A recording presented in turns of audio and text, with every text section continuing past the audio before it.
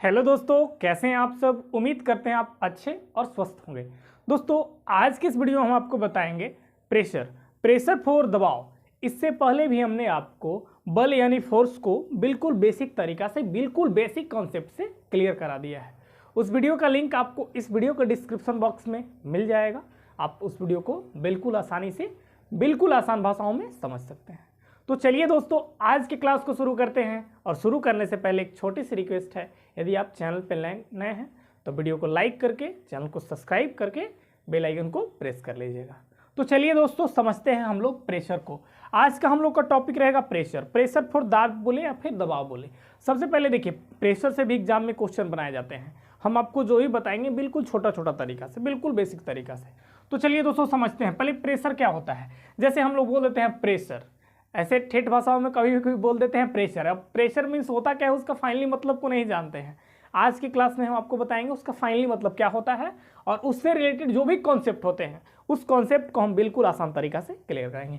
देख लीजिए, हम प्रेशर लिखे क्या है। किसी सतह के प्रति इकाई क्षेत्रफल पर लगने वाले बल को क्या कहा जाता है, प्रेशर कहा जाता है। देख लीजिए, बल और प्रेशर में कोई खास अंतर नहीं होता है। लेकिन देखिए, प्रेशर कब बनता है, बल पे ही क्या बनता है, प्रेशर बनता है। देख लीजिए, जैसे बल की बात करें हम, जैसे फिगर के माध्यम से यदि हम आपको समझाना चाहें तो वैसे, जैसे मान लीजिए एक मेरे पास बुक है। सपोज मेरे पास ये बुक है, ये बुक। अब ये बुक का मेरे पास लेंथ और ब्रेथ होगा। अगर मान लीजिए आप मुझको बताइए, इसमें हम ऐसे दबाव दे रहे हैं, ऐसे फोर्स ऊपर से हम इस पर क्या दे रहे हैं, फोर्स लगा रहे हैं। फोर्स लगाएंगे तो नीचे क्या बनेगा, दबाव बनेगा। ये नीचे की ओर जाएगा ना। तो इसका ये वाला टाइप मेरा क्या हो गया, लेंथ हो गया, और ये वाला ब्रेथ हो गया। ये भी आप बताइए कि ये बुक का साइज मान लीजिए मेरे पास बड़ा होता ना, तो प्रेशर का वैल्यू क्या होता, प्रेशर का वैल्यू कम होता ना। ठीक है। अब यही बुक का और साइज छोटा होता तो प्रेशर का वैल्यू क्या, और जल्दी से ये नीचे जाता।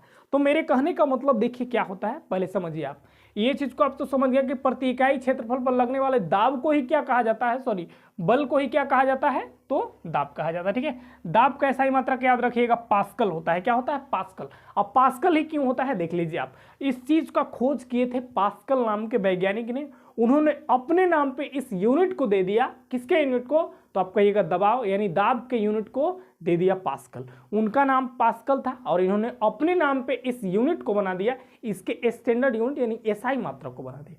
ठीक है। तो याद रखिएगा आसानी से, आपकी दाब का एसआई मात्रक जो होता है वो होता है पास्कल होता है, जिसे क्या से दिखाई जाता है, तो पी फॉर पास्कल। ठीक है, दिखाया जाता है। ठीक है। अब दाब बराबर, दाब माने पी माने प्रेशर इक्वल टू याद रखिएगा फोर्स बाई एरिया। यदि एरिया कम होगा तो प्रेशर का वैल्यू क्या होगा, ज्यादा होगा। जैसे यदि हम ठेठ भाषा में यदि आपसे कहें, एक चाकू से हम लोग कोई भी चीज को जल्दी बहुत आसानी से काट लेते हैं। एक चाकू, अब मान लीजिए एक लकड़ी है, अगर हम उससे कहें कि इसको आप काटिए तो आप जल्दी से नहीं काट पाइएगा। ठीक है। अब उससे चाकू से क्यों जल्दी कट जाता है, उसका जो धार होता है, उसका धार एकदम पतला होता है। अब पतला होता है मतलब देखिए एरिया कम हुआ, पतला हुआ भैया मतलब एरिया कम हुआ।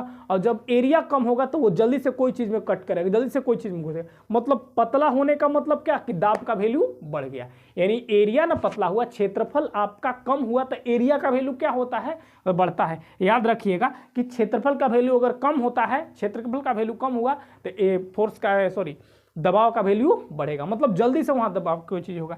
तो याद रखिए प्रेशर इक्वल टू होता है फोर्स बाई एरिया। और फोर्स बराबर हम आपको पिछले क्लास में बता दिए हैं कि फोर्स बराबर होता है एम मतलब मास, एम एक्सीलरेशन, हिंदी में द्रव्यमान गुना क्या चीज, त्वरण, बटा एल गुना बी, लेंथ गुना ब्रेथ। और लेंथ ब्रेथ से बहुत ज्यादा डिपेंड करता है। जैसे मान लीजिए हम चाकू का भी एग्जाम्पल लिए, चाकू का एग्जाम्पल हम ये लिए आपसे कि चाकू का जो भी धार होता है वो पतला होता है, वो मोटा होगा तो जल्दी से कोई चीज को कट नहीं कर पाएगा, इसलिए उसको पतला बनाया जाता है ताकि दबाव का वैल्यू बढ़े। तो ये डिपेंड किस पे किया, तो उसके एरिया पे किया, उसके क्षेत्रफल पे किया।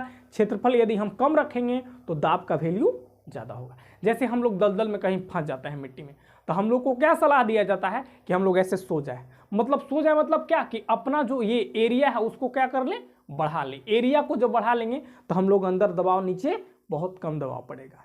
जैसे ये दलदली क्षेत्र, मान लीजिए कहीं पे आप फंस जाते हैं, कहीं पे दलदल है, तो वहाँ पे हम क्या करेंगे, वहाँ पे हम डायरेक्ट ऐसे खड़ा नहीं रहेगा, ऐसे खड़ा नहीं तो ज़्यादा प्रेशर बनेगा ना, नीचे की ओर प्रेशर बनेगा। यही हम आराम से वहाँ पे लेट जाएंगे, जब सो जाएंगे तो एरिया का मान क्या, हम लोग को बॉडी के एरिया का वैल्यू क्या हो गया, तो बढ़ गया। जब एरिया का मान बढ़ेगा तो तब प्रेशर का वैल्यू क्या होगा, ऑटोमेटिक कम होगा। एरिया देखिए, याद रखिएगा कि एरिया बढ़ा तो प्रेशर का वैल्यू कम, ठीक है। देख लीजिए, एरिया बढ़ा तो प्रेशर का वैल्यू कम, एरिया घटा तो प्रेशर का वैल्यू ज्यादा होगा, याद रखिएगा, ठीक है। तो ये कॉमन फैक्ट है, ये फार्मूला है, आप बिल्कुल आसान से समझ सकते हैं। जैसे देख लीजिए, कोई वस्तु है, ये कोई बुक है, इसके ऊपर ए मान लीजिए इसका एरिया है और ऊपर से इसका क्या लग रहा है, ये इस पे फोर्स लग रहा है, तो ये प्रेशर के एग्जाम्पल को बिल्कुल आसान तरीके से समझा जा सकता है, ठीक है। तो देख लीजिए, बिल्कुल आसान तरीका से हमने आपको जो भी समझाया बिल्कुल बेसिक कॉन्सेप्ट से हुआ। बाकी आपको जो प्रॉब्लम हो आप कमेंट बॉक्स में पूछ सकते हैं हमसे, ठीक है। तो चलिए दोस्तों, आज की क्लास को बस यहीं तक खत्म करते हैं, फिर मिलते हैं अगले वीडियो में एक नए कॉन्सेप्ट, एक नए बेसिक तरीका, एक नए अप्रोच के साथ। तब तक के लिए धन्यवाद, जय हिंद।